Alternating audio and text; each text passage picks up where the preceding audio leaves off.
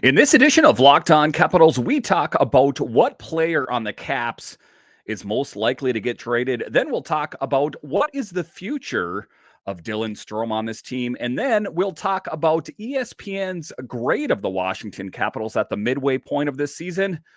We'll talk about all of that and more next on this edition of Locked On Capitals.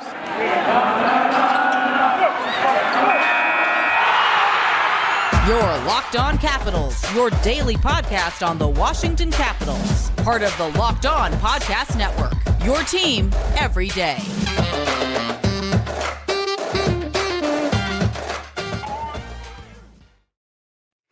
Well, hello and welcome into this edition of Locked On Capitals. I'm so glad you decided to join me today. As always, this podcast is free and available on all the major platforms. And I want to thank you for making this your first listen or view of the day. Yes, this podcast is also available in video form, so head on over to YouTube and check it out. And when you're on YouTube, make sure and hit that subscribe button. And if you like the videos, give it a thumbs up or leave some comments. It really helps grow the channel. My name is Dan Holme. You can find me on Twitter. It's at DanCaps218.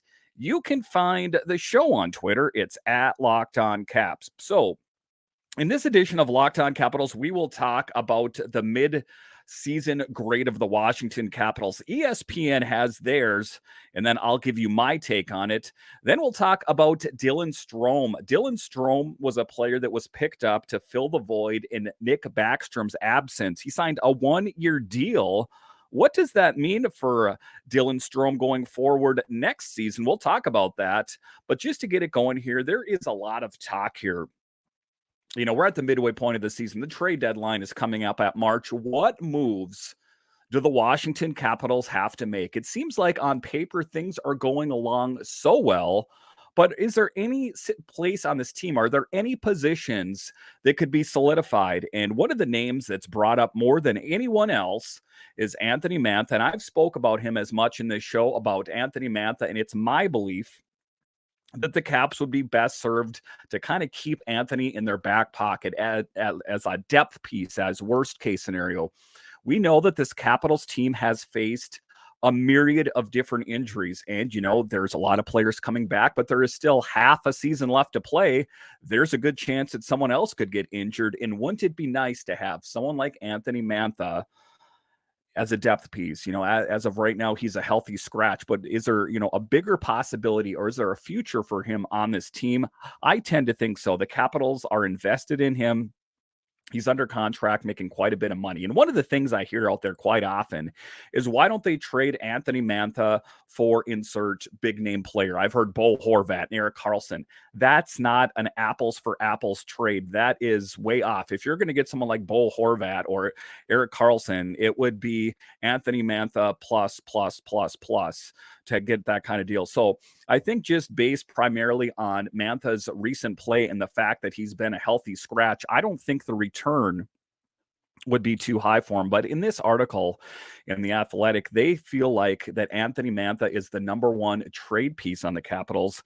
On Wednesday, Anthony Mantha was a healthy scratch for the second consecutive game. He was pulled out of the lineup because Tom Wilson and Nick Backstrom were finally healthy enough to make their season debuts. The decision was curious, but the writing was on the wall for a while. Mantha averaged less than 13 minutes per game in his last 8 games and was demoted to the fourth line while playing a season-low .948 in his last game on January 6th. And, you know, Anthony Mantha is one of the first to admit that, you know, he needs to work on his game. It's not necessarily about how many points.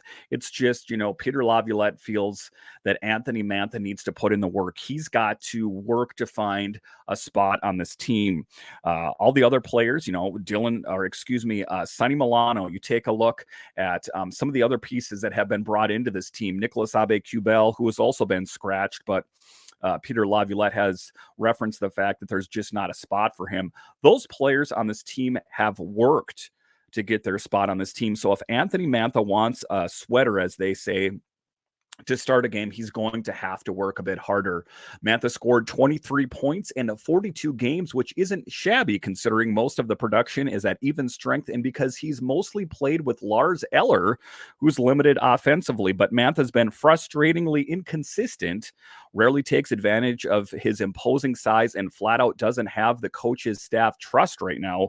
That's a big problem considering he's the club's sixth highest player, making 5.7 million through next season. So it does put the Capitals in a bit of an interesting position. I can see why people would say you'd want to trade someone like Anthony Mantha. He is making $5.7 million. I'll pretty much guarantee you right now that if you traded him, that's not what kind of value you're going to get for him. That was Anthony Mantha, when we got him from the Detroit Red Wings in exchange for Jacob Vrana and a draft pick and that kind of thing. So you're not going to get that return now. That's like buying a brand new vehicle, and, getting in a car accident and going, I want, the same amount that I paid for it when I got it brand new. That's just not the way it's going to work out. Lars Eller, however, is an interesting piece for me as this is the last season on his contract. It would be advantageous, in my opinion, since Lars Eller, unless something crazy happens, I do not think he gets re-signed on the Capitals after this season. There's just too many other options that they have either on the big team right now or down in Hershey. If they were going to trade someone, I would say they would be wise to trade Lars Eller. And I'm not saying they're going to get a huge return for him either, but being that they have control of his contract right now, it would only make sense to try to get something from him other than let him walk away at the end of the season. That's just my take on it. So if you take a look at Anthony Mantha, I do think that there is a spot for him on this team this year in some capacity. Again, we've talked about the myriad of different injuries on this team that have happened so far up to the midway point of the season. What is going to happen the remainder of the season? What other injuries lurk? You took a look at the preseason and on paper, it looked like everything was sketched out all perfect. You had Connor Brown and Tom Wilson's spot and Strome second line center, and it all looked like it was just going to work together so perfectly. But then what happened? Connor Brown got injured in the first part of the season, and he's out the rest of the season. So, best laid plans go to waste, as they say.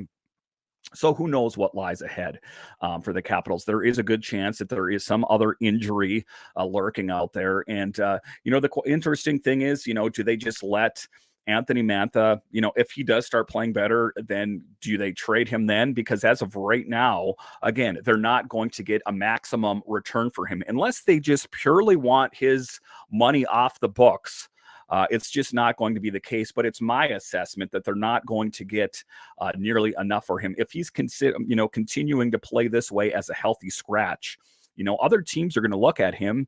If they're going to want Anthony Mantha's services, they're going to look at him and say, well, why has he been a healthy scratch, for X amount of games? So it's not like there's a lot of clubs out there that are dying to have a guy on their team that's a healthy scratch. And especially someone that's making that kind of money. You would do that for someone like maybe, a guy in the first year in the league that's making next to nothing, like a Sonny Milano deal, for example, under $1 million. Same thing goes for Nicholas Abe-Kubel, under $1 million. Those are the kind of moves that you're going to make towards the end of the season. They're not going to say, I want to sign this healthy scratch at this huge contract. That just does not make business sense. I don't see Anthony Mantha getting moved unless his play does a complete about face and he starts playing that much better.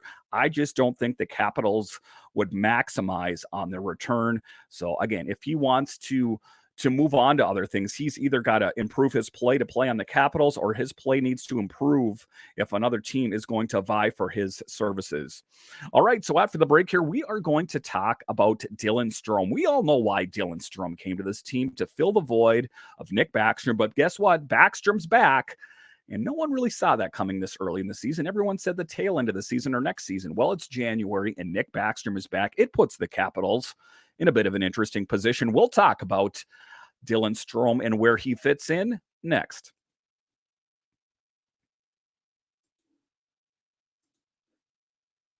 Looking for a delicious treat but don't want all the fat and calories? Then you got to try Built Bar. We just got through the holidays and I know my goal is to eat a little healthier this year. If you're like me, you want to eat healthier but don't want to compromise taste, then man, I've got the thing for you. You got to try Built Bar. With Built, healthy is actually tasty. Seriously, they're so delicious you won't think they're good for you. Perfect for your New Year's resolution. What makes Built Bar so good? Well, for starters, they are covered in 100% real chocolate. That's right, real chocolate. And they come in unbelievable flavors like churro, peanut butter, and coconut almond. I'm not sure how they do it, but these bars taste like candy while maintaining amazing macros. And what's even better is they're healthy, only 130 calories and 4 grams of sugar and a whopping 17 grams of protein. And now you don't need to wait around to get a box. For years, we've been talking about ordering your Built Bars at Built.com. Now you can get them at your local Walmart or Sam's Club. That's right. Head to your nearest Walmart, walk to the pharmacy section, and grab yourself a box of Built Bars. You can pick up a 4-bar box of cookies and cream, double chocolate, or coconut puffs. If you're close to Sam's Club, run in and grab a 13-bar box of our favorite flavors, brownie batter and churro. You can thank me later.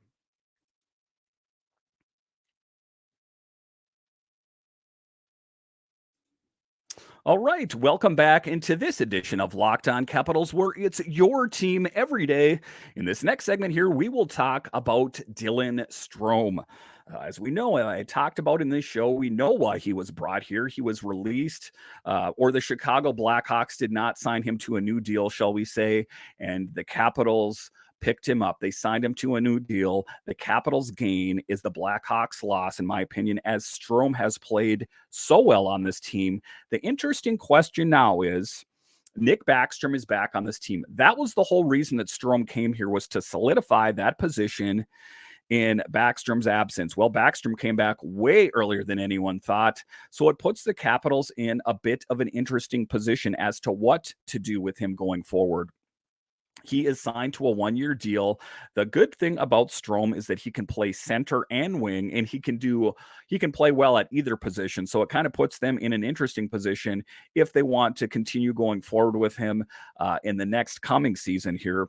Strome has been a solid addition to the Washington Capitals lineup, as he has 8 goals and 23 assists in 31 points in 44 games. He is on pace to hit a career high 58 points, which would also be his first 50-point season since 2018-19 with the Chicago Blackhawks, writes Washington Hockey Now.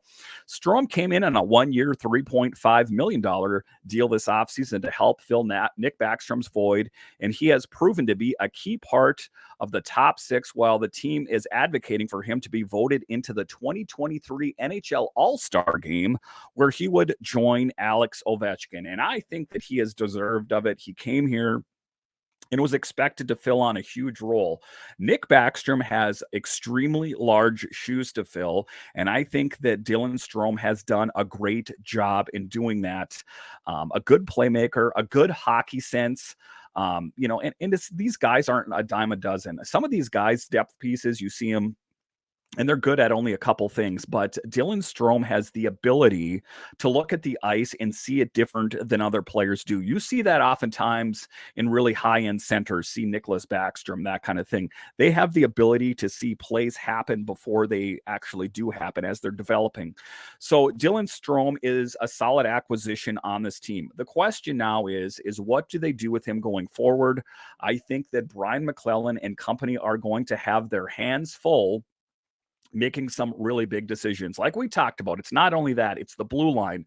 Everyone is a free agent on the blue line except for John Carlson, except for Faravari and Alexiev, who are restricted. So you just take all the blue line. The only thing that's really locked up as of right now is the net minding department for the Capitals. So that's good. They got one of the biggest positions locked down. But now the questions remain. Players like Dylan Strome, who do they have come back in the next season? As we spoke about in the previous segment, Lars Eller is on the last year of his deal. What do they do with Anthony Mantha? What do they do with Dylan Strome? If of all those players, of course, I would have Dylan Strome come back, as I think they could find a role for him somewhere. If it's not at center, at wing, as we talked about, he can play that position as well. The 6'3" center will be a restricted free agent at the end of the year. So, I mean, they have the rights to him. They have the rights of first refusal on him. So the Capitals can re-sign him to a deal. So that's good that he's a restricted free agent in that regard, that they have the first crack at him, if you will. So if the Capitals are pleased with him and they think that they can come to terms with a price, and I think that Dylan Strome would be worthwhile locking up for an extended period of time. He is a great player, and I think his trajectory is going up. It's not like he's flatlined. Some of these guys that play in professional sports, even a couple of them on the Capitals, they play there and they kind of just flatline. Once they get to a certain part, they plateau. I think that the arrow is pointing up for Dylan Strome. Again, if they can't find a spot for him at center, they could also always find a spot for him on wing. I think he's a solid fit. I think the Capitals would be wise to try to work him in to the lineup. All right, so after the break here, we are going to talk about the mid-season grade for the Capitals.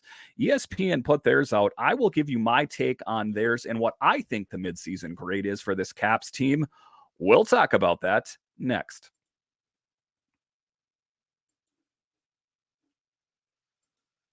BetOnline.net is your number one source for sports betting info, stats, news, and analysis. Get the latest odds and trends for every professional and amateur league out there. From pro football to college bowl season to basketball and World Cup, we've got it all at BetOnline. And if you love sports podcasts, you can find those at BetOnline as well. We're always the fastest and easiest way to get your betting info.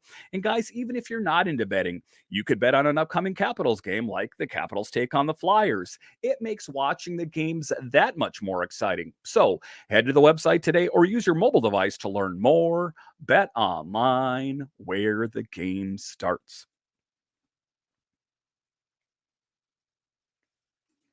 All right, welcome back into this edition of Locked On Capitals, where it's your team every day. In this next segment here, we are going to talk about the mid-season grade for your Washington Capitals.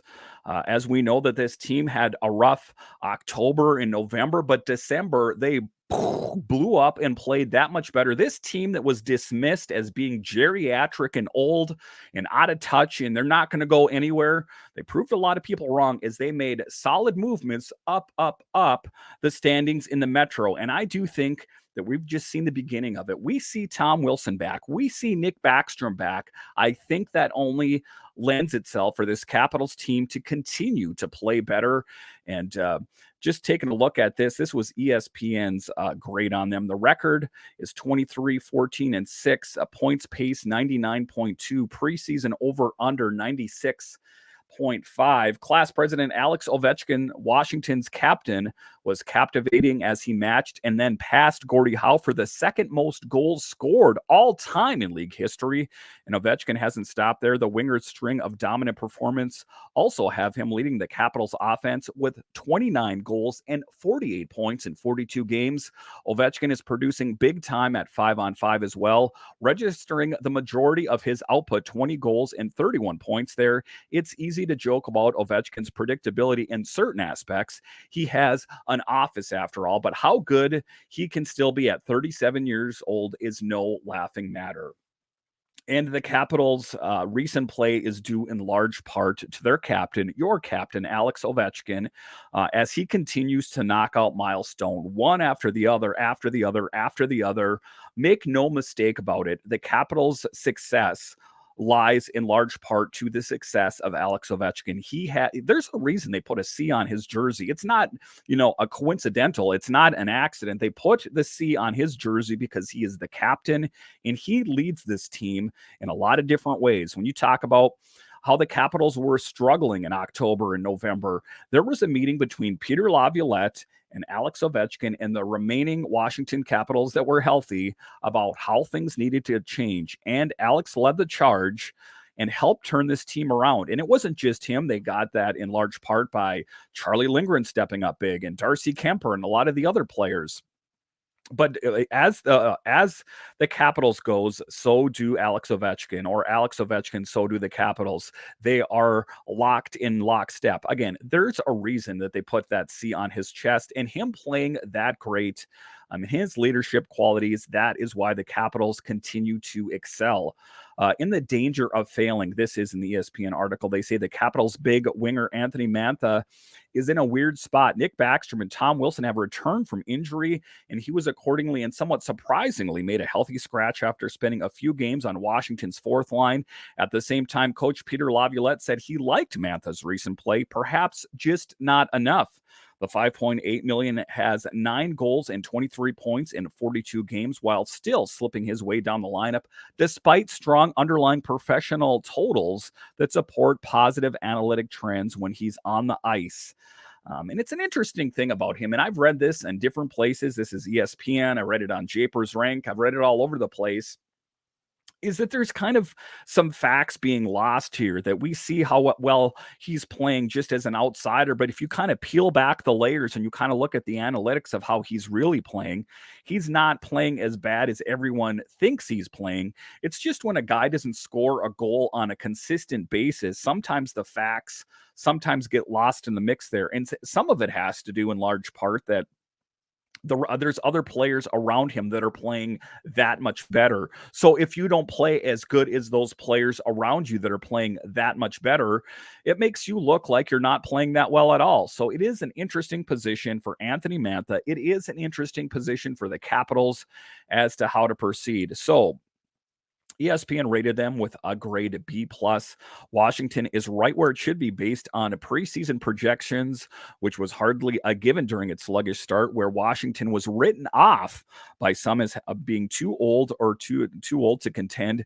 Charlie Lindgren's emergence in net, going 11-5-2 with a .912 save percentage, kept the Capitals humming along while Darcy Kemper was unavailable, and the whole team seemed to relish rallying around Ovechkin's quest for 800+ goals. Now the Capitals have settled into more of a cohesive team game. Having Backstrom and Wilson back should make Washington more dangerous as well. B+, I'm going to go above that. I'm going to give them a grade as at the midway point of an A. And why am I giving them a point of an A? Like this article talked about, everyone in the NHL panned this team to be a horrible team, that they're going to be lucky if they contend at all. Well, Alex Ovechkin at 37 years old is leading the charge. He is helped propelling this team over the top. I think that sky is the limit for this team going forward. When you have Darcy Kemper and Charlie Lindgren, arguably one of the best goalie tandems in all of the NHL, and you have Alex Ovechkin on a goal-scoring rampage out there, along with production from everyone else. Eric Gustafsson on the blue line stepping up, and John Carlson's absence. This is a team that is all collectively pulling on that rope that the coaches mentioned. And that's why I think that the sky is the limit on this team. Are there teams that are hurdles in their way? Of course, the Bruins are a team to contend with. There are teams that are going to be tough. You take a look in the Metro alone, Carolina is playing well.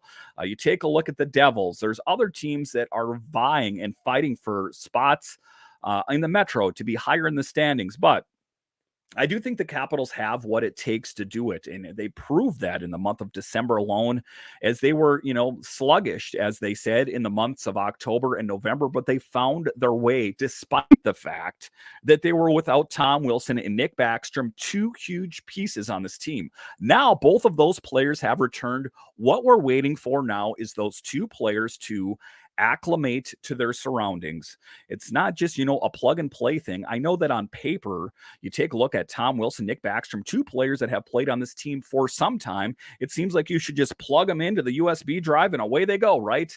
That's not always the case. This team has created chemistry without those two players on here. So that means two players come out, in this case, Mantha, Nicholas Aube-Kubel, Alexi Protas, and Joe Snively.